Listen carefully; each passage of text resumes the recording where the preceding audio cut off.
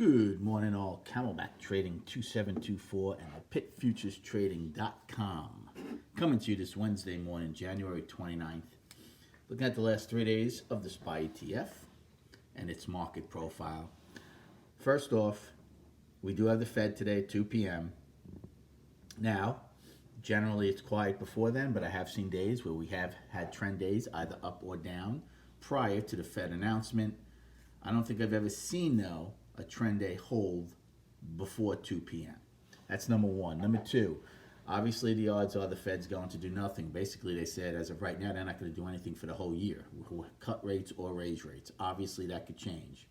So the 2 o'clock announcement, I don't think is the big thing. The press conference at 2:30 will be, because obviously any change in their language or direction would move the market. So keep that in mind. As far as what's going on today, after a very impressive day by the bulls yesterday, filling that tremendous gap within 2.5 hours, they look to continue today, looking possibly with just over an hour to go prior to the opening to gapping higher, trying to get accepted, and here's the big thing, into Friday's January 24th, where we had the large trend day down. So their first step is to get accepted into that day, attack the afternoon rally high, and then go for those single prints. Remember, there were 4 sets, right? Pretty much a price void to the upside, the way we had one to the downside. Price is going to seek its level. All right, destinations for this morning. So since there's still an hour to go prior to the opening, we'll use yesterday's high on both sides of the equation of 327.85. Above that, we don't have anything until the afternoon rally high from Friday of 329.26. And then those 4 sets of single prints that I gave you yesterday. I'm just going to give you where they end. 329.94, 330.37, 330.83, 331.75. For the downside, if we gap higher, we'll have yesterday's high of 327.85. Then we wouldn't have anything until the afternoon pullback low of I of 326.63. Now, remember, F became, the top of F was a price spike base when J took it out. However, we closed below it, so that kind of negates the price spike. But if we ought to come back into yesterday's range, it would be interesting to see what happens around F's high. So then you have the afternoon pullback low I just gave you. And then remember, we had a trend day yesterday. Single prints, 326.23, get filled at 325.49, fairly large set. And then yesterday's low of 324.55. So game plan for this morning.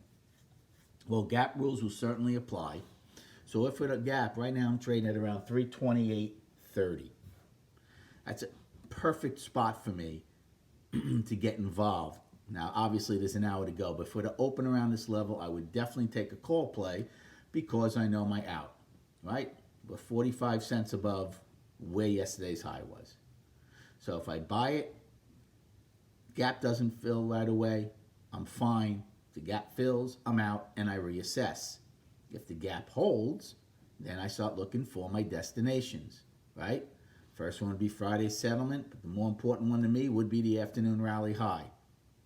If we're able to get above that afternoon rally high, we have some legs again to even the first set of single prints. They don't start for another 70 cents or so to the upside. And again, you start peeling them off if we're to get that kind of momentum to the upside. You start peeling them off at the different single prints. So that would be the long. As far as the short, again, initially I would not be a short seller since we have a gap higher possibly and higher value. Now, if we're to open, drive up, fail at the afternoon rally high, taper off, do no volume up there, and then start coming in. Again, I might not do anything initially, but if B period opens and we can't take out A's high and we're still below that afternoon rally high, then I would get on board possibly with a put, looking to take out A's low and fill the gap. Or if we're to open, drive straight down, fill the gap, get accepted back in, and certainly below F's high, again, you can take a put play down to POC and the afternoon pullback low. So those are 2 plays I would look for early in the day. And then chart-wise, just show you the weekly and the daily. Weekly right now to me is in balance, right? We're right at this trend line. So where we're opening now, looks like we're attempting to get back above that line. Be pretty impressive. We get right back above it within a couple of days. Same on the daily, right?